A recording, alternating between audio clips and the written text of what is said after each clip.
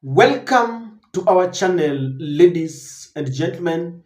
I want to thank you for your continued support to our channel. There seems to be confusion and error in the UDA government. Everything seems to be falling apart, in the words of Chinua Achebe. And Kenyans are looking for someone who can restore order and sanity in the country. Many scholars, political pundits, economic and political experts have weighed in this debate, and they agree that the buck stops with one person, the President of the Republic of Kenya, Dr. William Samoei Ruto, who seems to be loudly silent in the wake of all this confusion. Adani deal, the university funding model, civil servants crying for late payment, the confusion in the transition of the NHIF, and of course, the differences between the president and his deputy. One such person who decided to talk to William Ruto directly is Professor Patrick Lodge Otieno, PLO Lumumba, if you like to call him so. And for the second time, Patrick Lumumba decided to communicate to the President of the Republic of Kenya, Ruto, through a letter. Because last year, he wrote a letter to the President when Raila Amolo Odinga was planning to lead a heavy demonstrations of Azimio followers. Because Raila wanted the servers to be opened, and Raila said then that he didn't recognize the legitimacy of President William Samoei Ruto. And of course, the entire Azimio fraternity, including Kalonzo Musyoka, Jeremiah Kioni, Martha Karua, Eugene Omala, and all of them had said that they wanted the nation to talk about the cost of living. And now, because then Lumumba urged Raila Amolo Odinga to step back and not to take people to the street because he called it treason. And he urged William Ruto to use the powers to crush Raila Amolo Odinga. And he told them that the best way was not to allow themselves to reach a point where they would crush each other, and urged them to talk and negotiate. After the negotiations, because they seem to have listened to Patrick Lumumba, Lumumba wrote another letter and is saying that he did not know that these people would come together and betray the nation. Because according to Patrick Lumumba, he's saying that Raila Amolo Odinga went into a kind of a coalition government with Ruto, and they are now serving their own selfish interest. They have abandoned Kenyans. And Patrick is telling William Ruto that Gen Zs went to the street because they were angry. They had pertinent issues that they had brought forward. And he's reminding Ruto that the fact that he has formed a government, a broad-based government, and the Gen Z's protests were thwarted, does not mean that the anger is no longer there. He's saying that we are sitting on a time bomb. But he's also urging Kenyans, the same way he's telling William Ruto that you're about to fall if Kenyans will rise up. He's telling Kenyans that we are not angry enough because people had gone to the streets, and he feels we should have sustained the protest against the government. And he's giving an example of what happened to al-Bashir. He's saying both the youths and the middle class went to the streets, and al-Bashir had to come down. Lumumba is also saying that in Bangladesh, after the protest in Kenya, they borrowed a leaf from us and they brought down their government. And Patrick is saying that it is very unfortunate that we had to reach that length and then we retreated, giving Ruto fodder to divide us along ethnic lines. And he's saying that we should be angry about what is happening in the country.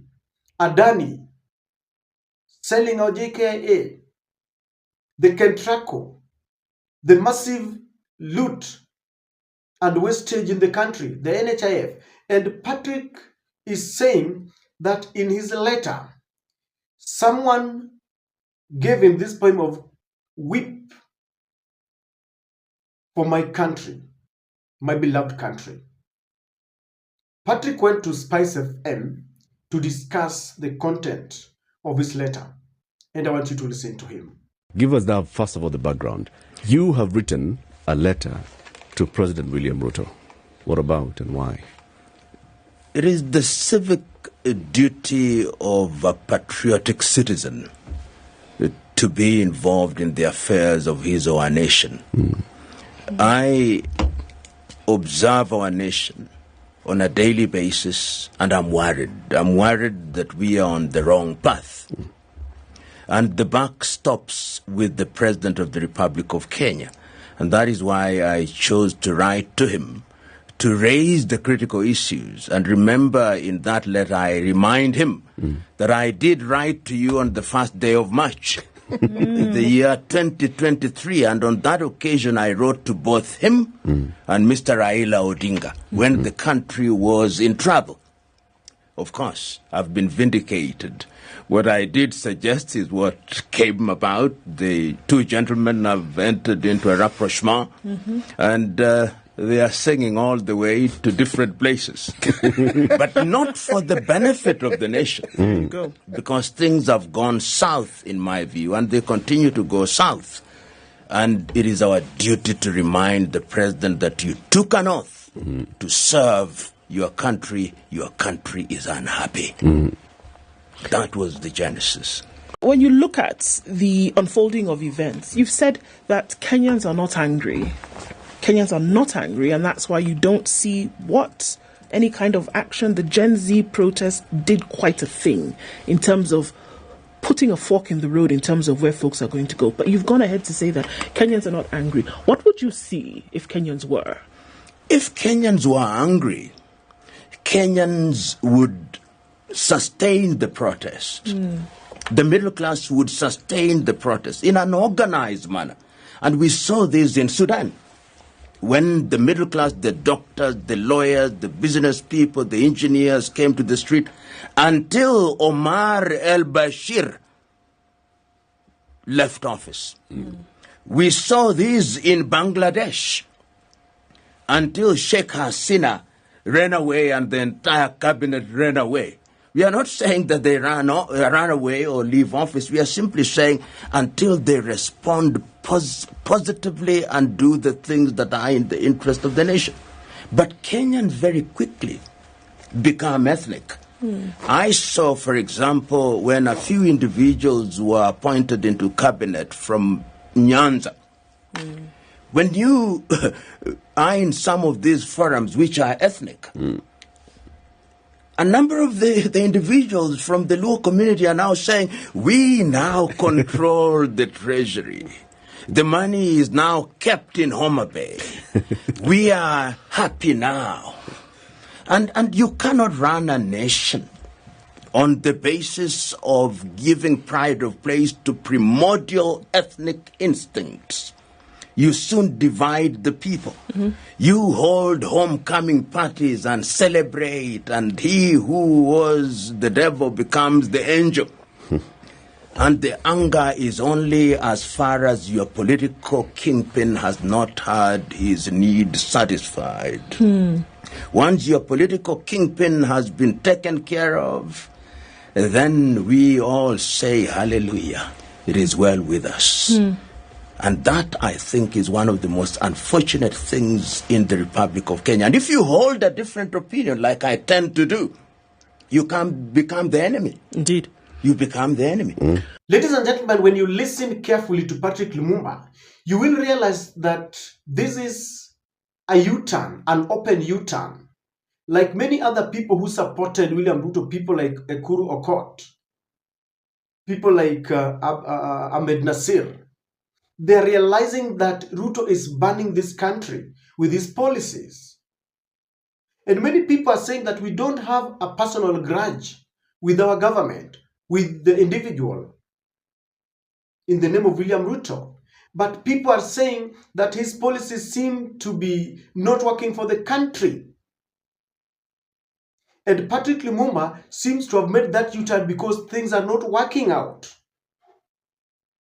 It is very unfortunate that now he's blaming Raila, yet he told Raila that you should not go to the streets. Now he feels that the street protests, the protests that were initiated by the Gen Zs should have continued, and he feels that if we had gone to the fullest length, maybe we wouldn't have the Adani deal going on. The confusion between the deputy and his president and the president would not be going on. They would be maybe working for the people properly, or they should have climbed down. And you will realize that Patrick Lumumba, like many other people, feel that it is now time is beckoning that we should go back to the streets. He also feels that if it is not now, then it is never. Another thing that I picked from this, many feel that if we wait a little longer, we will wake up and find out that we have let Kenya gone to the dogs. We shall have sold our sovereignty. And is crying out that it is high time we took cognizance of the fact that the political class cannot help us. We can no longer rely on Raila and Kalonzo and who have you. We should take it upon ourselves and jet back to the streets. No wonder Morara Kibaso is telling people that he can hear the rallying call from the streets. The streets are calling them. He's saying the streets is calling us, and we should go back there and do it again. Many people feel that we have mutilated our constitution. And Patrick Lumumba, even though he's trying to put it using a lot of euphemism, he simply wants Ruto to fall, because that is the reason he is giving the example of al-Bashir and the example of Bangladesh.